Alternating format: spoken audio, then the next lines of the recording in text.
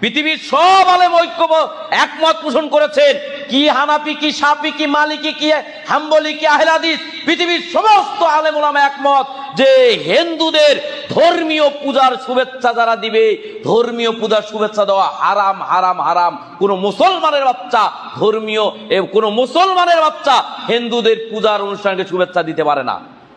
আপনি হিন্দুর বাড়িতে খান, আমি নিষেধ করছি না। আপনি হিন্দুর মেয়ের বিয়ে আপনি তাকে দান করেন, আমি নিষেধ করছি না। তার মেয়ের বিয়েতে খরচ হবে, আপনি দেন, আমি আপনাকে নিষেধ করছি না। কিন্তু হিন্দুদের ধর্মীয় কোনো অনুষ্ঠানে মুসলমান যেতে পারে না এবং শুভেচ্ছা দিতে পারে, শুভেচ্ছা কোনোভাবেই তাদেরকে এই দুর্গা পূজার শুভেচ্ছা কোনোদিন মুসলমান দিতে পারে না। যদি দেয় তাহলে সে মুসলিম নয়, সে লিবাসধারী মুসলিম। যত বড় আলেম হোক, যত বড় মুফতি হোক, যত বড় মুহাদ্দিস হোক, সে যদি হিন্দুদের দুর্গা পূজার শুভেচ্ছা জানায়, সে অমুসলিম, সে অমুসলিম, সে অমুসলিম। সে ইসলামকে অস্বীকার করেছে। হতে পারে যে কোনো দলের আমির হতে পারে, যে কোনো বড় নেতা হতে পারে, যে বড় মুফতি হতে পারে, মুহাদ্দিস হতে পারে, কিন্তু ইসলামের বিধানের কাছে সে মুসলিম নয়, সে মুসলিম নয়, সে মুসলিম নয়। আপনি যা মনে করেন করতে পারেন, কিন্তু যদি আপনি বলেন আমার বক্তব্যের সাথে দ্বিমত পোষণ করলে আপনাকে দলিল দিয়ে করতে হবে। সম্মানিত দিনী ভাই।